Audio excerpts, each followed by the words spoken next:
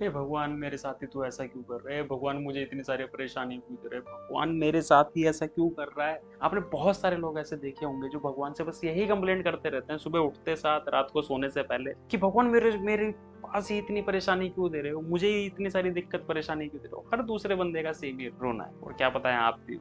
तो इसके पीछे का रीजन जानना चाहते हो, तो चलिए एक छोटी सी कहानी के माध्यम से इसके पीछे का रीजन जानने की कोशिश। सो कहानी स्टार्ट होती है एक मूर्तिकार से। एक गांव किनारे बहुत ही प्रसिद्ध मूर्तिकार होता है, जो जिसकी जो कलाकृति होती है ना, बहुत ही अव्वल नंबर की होती है, और उसके बहुत ज्यादा चर्चे भी होते हैं क्योंकि बहुत ज्यादा महान मूर्तिकार होता है। तो एक दिन आसपास के गांव वाले उसके पास आते हैं और बोलते 10 दिन बाद हमें ना एक मंदिर की स्थापना करनी है अपने गांव के अंदर, तो आपको एक छोटी सी मूर्ति बनानी होगी जिसे हम अपने मंदिर में स्थापित करेंगे।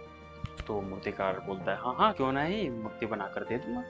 तो मूर्तिकार चला जाता है मूर्ति बनाने, और जैसे ही अपने शॉप के अंदर जाता है जहाँ से मूर्ति बनानी होती है, तो वहाँ पे दो पत्थर रखे होते हैं। जैसे वो पहले पत्थर के पास जाता है अपने औजार लेकर, और अपना हथौड़े से पहला ही प्रहार करने वाला होता है, तो एकदम से आवाज आती है, भगवान के लिए रुक जाओ, मुझे मत मारो। और मूर्तिकार कंफ्यूज हो जाता है कि आवाज आई कहाँ से।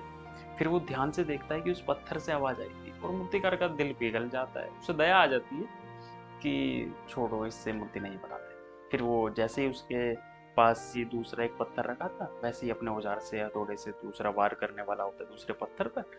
बट अफसोस इस बार कोई भी आवाज नहीं, और मूर्तिकार उस पत्थर से एक बहुत ही सुंदर मूर्ति बना करके तैयार कर देता है। तो धीरे धीरे दिन बीतने लग जाते हैं, मूर्ति तैयार हो जाती है, और वो दिन आ जाता है जब मंदिर की स्थापना होनी होती है। अब जैसे ही मंदिर की स्थापना होने वाली होती है, तो पंडित जी बोलते हैं कि स्थापना के लिए मूर्ति तो आ गई, बट एक ना नारियल फोड़ने के लिए हमें पत्थर की भी आवश्यकता हो।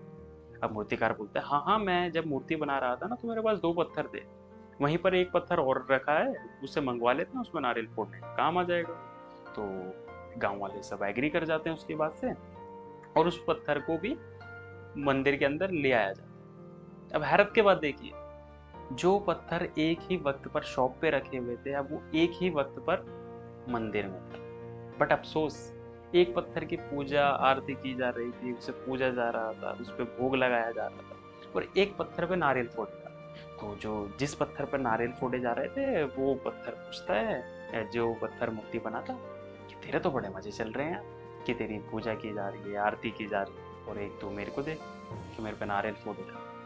तो जो पत्थर मूर्ति बना था ना, वो उस पत्थर से बोलता है कि काश तूने भी उस समय अपना पहला प्रहार सह लिया होता, तो आज तेरी भी पूजा की जा रही थी। तो एक छोटी सी कहानी, आपको समझ में भी आया होगा इस कहानी के थ्रू कि जो हमारे पास अभी दुख तकलीफें हैं, जो परेशानियां हैं ना, वो हमें एक अच्छा इंसान बनाने के लिए ही तो आ रही है हमारे पास। कि आज जो तुम्हारे पास करंट सिचुएशन में दुख परेशानियां हैं, तकलीफें हैं, कष्ट हैं, परेशानियां हैं, जिसके लिए तुम डेली भगवान को डेली सुनाते हो, मेरे साथ ही ऐसा क्यों हो रहा है, उसके साथ क्यों नहीं हो रहा है, मेरे साथ ही क्यों, मैं ही क्यों। इसके पीछे का रीजन ये है क्योंकि भगवान ने तुम्हें चुना है, और तुम्हें परेशानियां दे देकर एक अच्छी मूर्ति में तब्दील किया जा रहा है, एक अच्छा इंसान बनाया जा रहा है। तो कभी भी अपनी जो परेशानियां तुम्हारे पास आ रही है, उससे लड़ो, उसे सहन करो, उस प्रहार को सहन करो, क्योंकि तुम दूसरे दिन बहुत ही अच्छे इंसान बनने वाले हो। So now let's make your own path. Signing off.